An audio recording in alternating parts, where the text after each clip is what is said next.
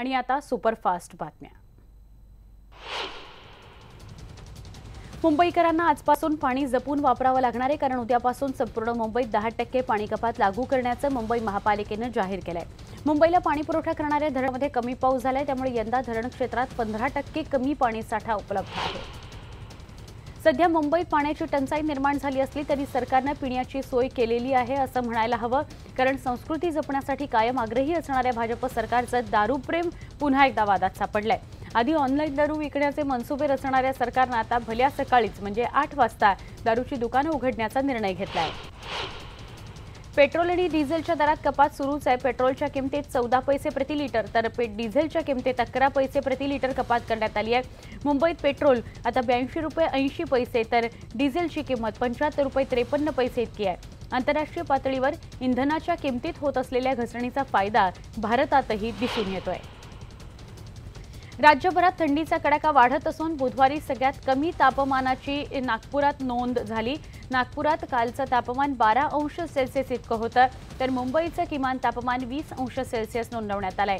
राज्यातल्या इतर भागांच्या तुलनेमध्ये मुंबईत थंडीचं प्रमाण कमी आहे, तरीही हवेत गारवा निर्माण झाल्याने मुंबईकर सुखावून गेलेत।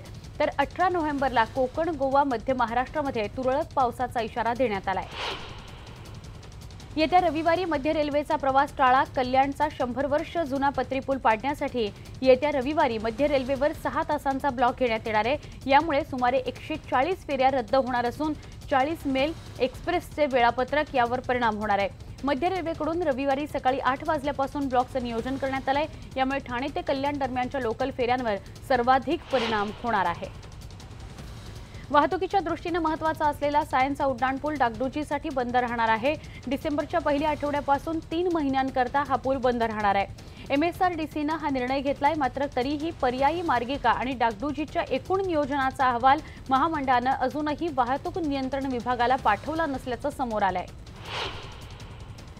आता मुंबईतल्या प्रवाशांसाठी महत्त्वाची बातमी आहे। ओला उबर चालक पुन्हा संपाचं हत्यार उपसणार आहेत। 17 नोव्हेंबरपासून संप पुकारण्याचा इशारा ओला उबरच्या चालकांनी दिलाय। 12 दिवसाच्या संपानंतर दिवाळीआधी परिवहन मंत्री दिवाकर रावतेंसोबत ओला उबर चालकांची बैठक झालेली होती।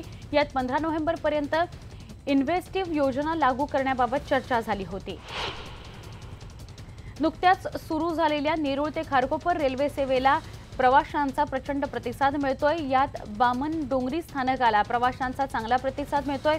या मार्गावरून सोमवारी 19,000 तर मंगळवारी 18,000 प्रवाशांनी प्रवास केला। 2 दिवसांमध्ये तब्बल 37,000 प्रवाशांनी या मार्गावरून प्रवास केलेला आहे। दारूच्या नशेत किंवा दारूसाठी धिंगाणा घालणारे आपण आजपर्यंत पाहिले असतील, मात्र दारूसाठी कोणी विमानात धिंगाणा घातल्याचं ऐकलंय?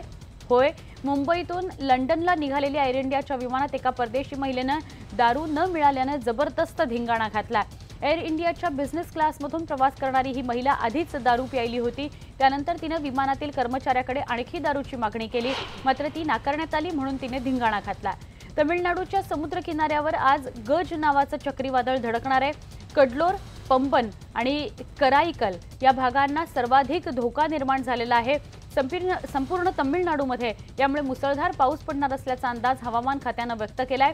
दरम्यान चक्रीवादळ आल्यावर ताशी 100 किलोमीटर वेगाने वारं वाहील असं भाकीत सुद्धा वर्तवण्यात आलं। हिमाचलच्या लाहौल स्पितीमध्ये कालही जोरदार बर्फवृष्टी झाली। या भागात पर्यटकांची संख्या बरीच असते, त्यांना फिरायला जाताना आणि गाडी चालवताना खबरदारी घेण्याचा सल्ला दिला जातोय। पंतप्रधान नरेंद्र मोदींच्या सिंगापूर दौऱ्याचा आजचा दुसरा दिवस आहे। आसियान भारत परिषदेचा अनौपचारिक ब्रेकफास्ट कार्यक्रम आज सकाळी पार पडला, त्यात मोदी सहभागी झाले। अमृतसरच्या सुवर्ण मंदिरात एक नवा हरित प्रयोग करण्यात आलाय। शिरोमणी गुरुद्वारा प्रबंधक समितीच्या कार्यालयांवर उभी बाग फुलवण्यात आली आहे, म्हणजे भिंतींवर झाडं लावण्यात आली आहेत। याला भक्तांकडूनही पसंती मिळते आहे। डोंबिवलीतल्या 27 गावांची स्वतंत्र नगरपालिका घोषित करावी या मागणीसाठी आज हजारो गावकऱ्यांनी भव्य मोर्चा काढला। यावेळी संघर्ष समितीने प्रॉपर्टी रजिस्ट्रेशन पुन्हा सुरू करण्याची ही मागणी केली आहे। मागच्या महापालिका निवडणुकीमध्ये 27 गावं कल्याण डोंबिवली महापालिकेत समाविष्ट करण्यात आली, मात्र गावांचा विकास झाला नाही। उलट प्रॉपर्टी रजिस्ट्रेशन आता बंद करण्यात आलंय।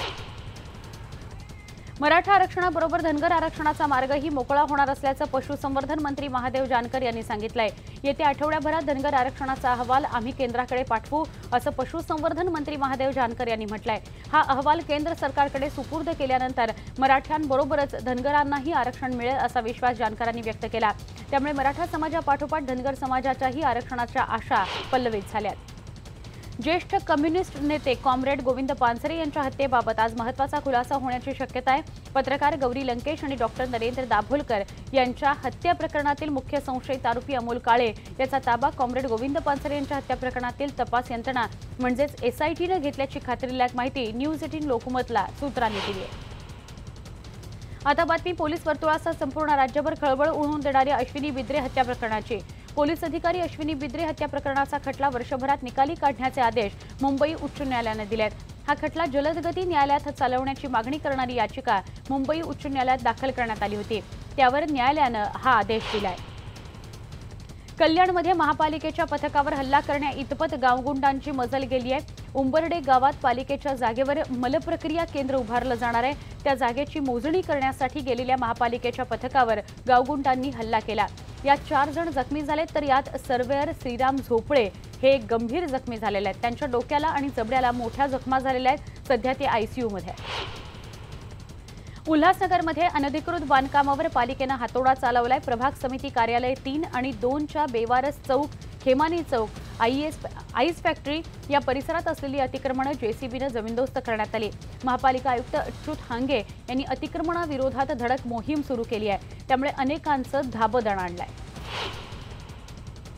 सेप्टिक टँकचं झाकण न लावल्यानं नालासोपाऱ्यामध्ये एका 7 वर्षाच्या मुलाचा सेप्टिक टँकमध्ये पडून मृत्यू झालाय। वृषभ विश्वकर्मा असं या मृत मुलाचं नाव आहे।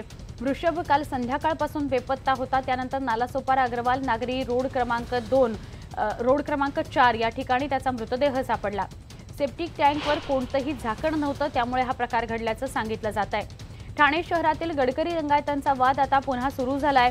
काही माथेफिरूंनी गडकरी रंगायतन नाट्यगृहासारखी दुर्मिळ वास्तू पाडण्याचा डाव रचलाय असा आरोप शिवसेनेचे उपनेते अनंत तरे यांनी केलाय। त्यामुळे इथल्या कोणत्याही वस्तूला हात न लावता गडकरी रंगायतांचं नूतनीकरण करावं, अन्यथा 3रं नाट्यगृह उभारावं अशी विनंती तरे यांनी केली आहे। यासाठी तरेंनी शिवसेना पक्षप्रमुख उद्धव ठाकरेंना पत्र व्यवहार केल्याचं समजतंय। ठाण्यामध्ये काल गंधार गौरव पुरस्कार सोहळा पार पडला। या सोहळ्यात ज्येष्ठ अभिनेते दिलीप प्रभावळकर आणि प्रतिभा मतकरी यांचा सत्कार करण्यात आला। आमदार संजय केळकर यांच्या हस्ते शाल, श्रीफळ आणि न्यूज 18 लोकमतचे मुख्य समूह संपादक डॉक्टर उदय निरगुडकर यांच्या हस्तेही त्यांचा गौरव करण्यात आला। गंधार गौरव पुरस्कार सोहळ्याचं यंदाचं 5वं वर्ष असून बालकलाकार घडवण्याचं काम गंधार संस्था करते। अंबरनाथ तालुक्याच्या दुष्काळाची तीव्रता वाढत असून त्याचा फटका आता वन्य प्राण्यांनाही बसू लागलाय। अंबरनाथच्या मांगरूळमध्ये राहणारे सागर पाटील यांच्या घरात चक्क मोर दाखल झाला। तहानलेला मोर पाण्याच्या शोधात आला होता। त्याला पाहण्यासाठी आजूबाजूच्या नागरिकांनी मोठी गर्दी केली होती, मात्र तहान भागवल्यानंतर तो तिथून निघून गेला। राज्यात कचऱ्याची समस्या सुटत नसताना वेंगुर्ल्यासारख्या छोट्या नगरपालिकेत कचऱ्याचं जागेवर वर्गीकरण असेल किंवा कचऱ्याचे इतर प्रश्न एक अधिकारी केवळ आपल्या इच्छाशक्तीच्या जीवावर घेत असेल तर वेंगुर्ला कचरा मुक्त होऊ शकतो, तेच चित्र पाहायला मिळालंय। मात्र पुण्यात हा प्रश्न का सुटू शकत नाही असा प्रश्न रामदास कोकरे यांनी विचारला। पुण्याच्या वसुंधरा फिल्म फेस्टिवलमध्ये वेंगुर्ला कचरामुक्त करण्याच्या सगळ्या कार्यक्रमावर एक 7 मिनिटांची शॉर्ट फिल्म दाखवण्यात आली। त्यानंतर हा प्रश्न त्यांनी उपस्थित केला। अवनी वाघिणीच्या हत्येवरून सध्या देशभर वाद सुरू आहे आणि याच वादाबद्दल ज्येष्ठ अभिनेते सयाजी शिंदे यांनीही नाराजी व्यक्त केली आहे। कोल्हापूर जिल्ह्यातील गारगोटीमधील एका कार्यक्रमादरम्यान सयाजी शिंदे यांनी ही नाराजी व्यक्त केली। देशात एकूण 50 व्याघ्र प्रकल्प आहेत, पण वाघांसाठी केवळ 4% जागा आहे। पूर्वी देशात 40,000 वाघ असल्याची नोंद आढळते असंही ते म्हणाले। कोल्हापूरचे दिवंगत खासदार सदाशिवराव मंडलिक स्मृती पुरस्कार वितरण समारंभ नुकताच कोल्हापूर जिल्ह्यातील गारगोटी इथं पार पडला। महाराष्ट्राचे माजी मुख्यमंत्री पृथ्वीराज चव्हाण आणि राज्याचे परिवहन मंत्री दिवाकर रावते यांच्या उपस्थितीत हा सोहळा पार पडला। यावेळी राष्ट्रीय स्तरावरचा पुरस्कार ज्येष्ठ वैज्ञानिक डॉक्टर रघुनाथ माशेलकर यांना प्रदान करण्यात आला, तर सामाजिक क्षेत्रासाठी उल्लेखनीय कार्य केल्याबद्दल अभिनेते सयाजी शिंदे यांना पुरस्कार प्रदान झाला। त्यासोबत शैलजा साळुंखे, राजश्री नगरकर, गणपतराव पाटील आणि उज्ज्वल नागेशकर यांनाही पुरस्कार देण्यात आले। शेतकऱ्यांच्या वेगवेगळ्या मागण्यांसाठी जीएसटीसाठी घेतलं तसं विशेष अधिवेशन घेण्याची मागणी शेतकऱ्यांसाठी उभारण्यात आलेल्या चळवळीतून करण्यात आली।